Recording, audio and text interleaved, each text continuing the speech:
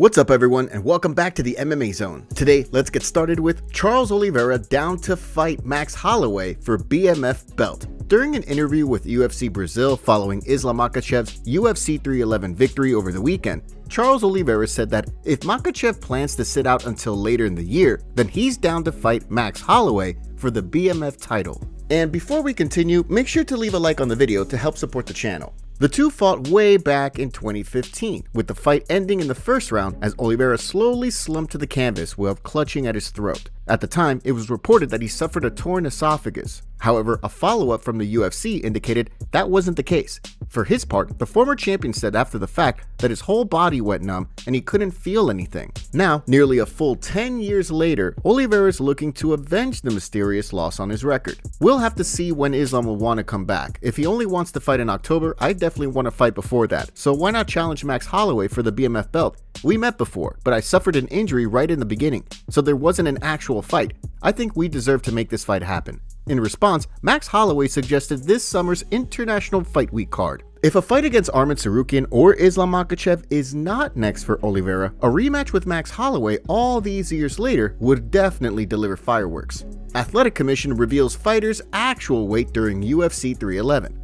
After Saturday's UFC 311 card, the California State Athletic Commission released fighter payouts for the event. Now, the commission has followed it up by releasing fight night weights for every fighter on the card, showing just how much weight some fighters gained between the time that they step on the scales for the official weigh-in and when they arrive at the venue for fight night. Islam Makhachev, for example, weighed in at 154.5 pounds, but on Saturday night, he weighed 178 pounds even. Renato Moicano, for example, who came in at a flat 155 on Friday, wound up weighing 181.8 pounds on Saturday night. Meanwhile, in the co-main event, both Merab Dvalishvili and Umar Nurmagomedov both came in at 156.8 pounds. Aaron Bronstetter relayed the doc to fight fans, pointing out some notable numbers, as well as the fact that most commissions aren't as transparent as California. Biggest discrepancies: Hill weighed 13.6 pounds more than Prohaska, De Reeder weighed 21.6 pounds more than Holland,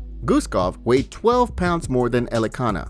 The situation caught the attention of Arnold Allen, who pointed out that the numbers may be off. Never fought in California, so not sure if you have to strip down or not, but I've done these day of weigh-ins with shoes and a tracksuit on. Can be misleading if one guy takes clothes off and someone else doesn't. While at one point last year, Yuri Prohaska, who weighed just 208.2 pounds on fight night, thought about dropping to 185, he's since changed his mind, telling Sportskeeda, "I've got the power, I've got the strength, and I have the endurance and all the abilities and everything to beat the guys in light heavyweight. So for me, this is the best. Maybe I'll jump to middleweight, maybe. But first, I said to myself, I want to win the light heavyweight title. That's all what's on my mind right now." Given his knockout win on Saturday, another title shot might not be out of the question for Prohaska.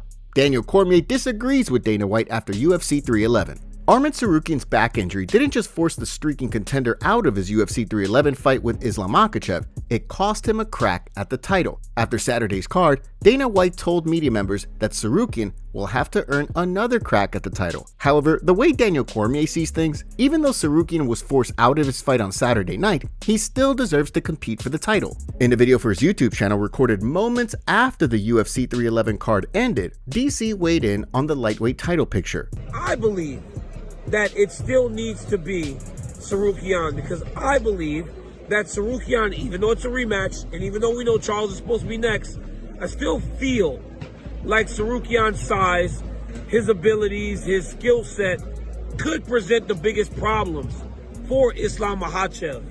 You know, this guy, I mean, look at what he does to the rest, right? He has submitted or finished so many of the best lightweights in the world. With Makhachev saying after his win on Saturday that the UFC has other plans for him that don't include Tsarukyan, Oliveira, or Ilia Topuria, it sounds like Arman Tsarukyan will in fact have to earn another chance to compete for UFC gold. Ilia Topuria dropped his sparring partner in sparring. Recent footage surfaced that showed Ilia Topuria dropping his partner with a liver shot.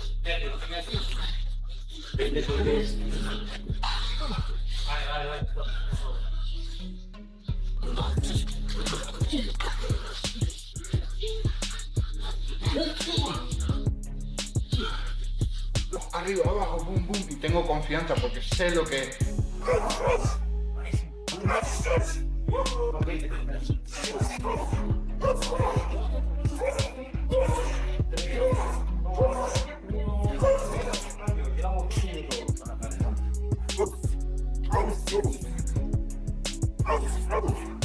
Magomed Ankalaev sends a warning to Alex Pereira. Magomed Ankalaev, or maybe perhaps his manager Ali Abdelaziz, who's known for posting from the accounts of fighters he manages, wasted no time taking things from 0 to 100 after the Pereira-Ankalaev fight was finalized for this coming March. After the UFC announced the fight on Saturday, Pereira took to social media, telling Ankalaev that he would see him soon. In response, Ankalaev took aim at the champion with a scathing pair of posts. "You just signed your certificate. I'm gonna punish you for ducking me, and I'm gonna make you look like a guy work in a tire shop, not professional fighter. He go to all UFC fight to get free alcohol and get camera time on the other hand. I've been training so hard, March 8, alcohol not help you. Shama."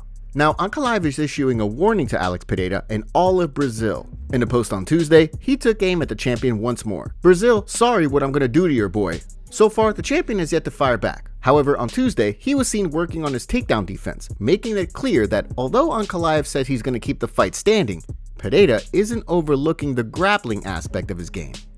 Nick Diaz positive update. Last year, the MMA community rallied around Nick Diaz as the leader of the Nick Diaz army battled some demons in his personal life. Although the full extent of the situation has been kept private, it seemed pretty clear that Diaz was going through a tough time based on a video showing him trying to start a fire in a parking lot. With the new year underway, it sounds like things are now trending in the right direction for the former Strikeforce champ. During an episode of the Overdogs podcast this week, Scrap Pack member Jake Shields shared a positive update on Diaz, revealing that for the first time in a long time, he's feeling optimistic about his future. He's doing a lot better. I'm not gonna get anything personal with him, but he had some stuff that's been going on for a little while, and it's finally heading in the right direction. So I'm hopeful for Nick because he's, like a brother to me, one of my best friends. But life's tough sometimes, ups and downs, things can happen, and Nick was dealing with something, and I think it's heading to the right direction. So I haven't felt that way in a long time. So I finally feel a lot better with that situation. But we'll see. Time will tell because he's I'm so close to him. So it's painful watching someone struggle with some things, but I think he's gonna be finally better. Although there's been no talk about Diaz's return as fight fans focus on giving him support, it's worth mentioning that even after his loss to Robbie Lawler in 2021, Diaz stayed in the testing pool for years before getting booked to fight Vicente Luque. Given that, if things continue to trend in a positive direction, it wouldn't be surprising to see Diaz back in the octagon. Usman Nurmagomedov and Paul Hughes exchange words. This weekend, Umar Nurmagomedov's younger brother, Usman Nurmagomedov, will look to defend his Bellator title against Paul Hughes. Ahead of the fight, the two traded some verbal jabs during a promotional shoot. After Hughes said that it was his time, Usman offered to throw down right then and there, sparking an exchange that saw Hughes call the champion out for looking past him. Time. Let's go. We can do it here. Few days. If you want, you can do it here. Do what? Whatever you want. Bro, we're fighting in 4 days. You focus on that day. I'm focused all day, every day. You're looking past Doesn't me. matter. You're looking past me. Who are you? Exactly. That's Get out of here. We'll see what? In response to the clip, which has been making the rounds on social media, Hughes wrote, "He will be humbled." With fight week underway, Khabib Nurmagomedov and Islam Makhachev wasted no time getting to Dubai to help Usman put the finishing touches on his camp. In a series of photos shared by the team, Khabib can be seen running practice, while Islam can be seen lined up with the rest of the team. Another photo showed Usman gearing up with shin guards and knee pads for what appears to be a sparring session. Considering whoever wins this weekend's fight could wind up getting promoted to PFL champion, the stakes couldn't be higher. Umar Nurmagomedov is in surgery today. In Saturday's co-main event bout against Merab Dvalishvili, Umar Nurmagomedov suffered a pretty gnarly broken hand that led to the California State Athletic Commission handing him a 6-month medical suspension. Pictures from backstage post-fight showed just how mangled Umar's hand looked, and according to Ali Abdelaziz, the injury is going to land Umar Nurmagomedov on the operating table. In a post on social media on Tuesday, Abdelaziz shared an update. Umar getting surgery tomorrow on his hand. He'll be back in the cage mid or late summer. The timeline given by Ali seems to line up with the 6-month medical suspension handed out by the CSAC. While he probably won't be ready to return for the International Fight Week card, it'll be interesting to see what the landscape of the divisions looks like once he's ready to return, considering the champion is looking to set up a rematch with Sean O'Malley in the next few months. Sean Strickland sends a message to Dricus du Plessis. Ahead of their fight at UFC 312, Sean Strickland offered Dricus a no wrestling pact and said that he wants to strike like men. Here's what Strickland had to say. Listen, Dutchman, I'm going to need you to be a man. I'm going to need you to stand up, not go to your knees, and we're going to need to strike like men. I know you like to wrestle and you like to choke people out and do some dude, but I'll make a pact with you. You make a pact with me that we stand up like men and we settle it like men. Do you think Dricus should accept the offer and stand and bang with Strickland? Let us know in the comments below.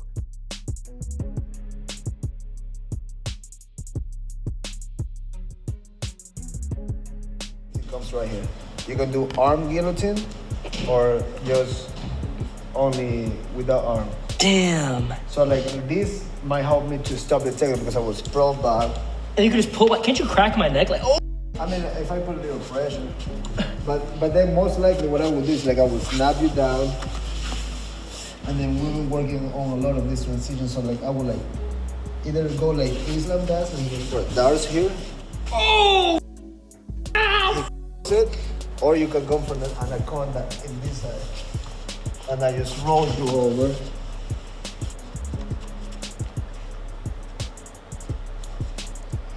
Better. There you go. Nice. You actually felt that? Yeah, that was. Yeah. Let's go, baby.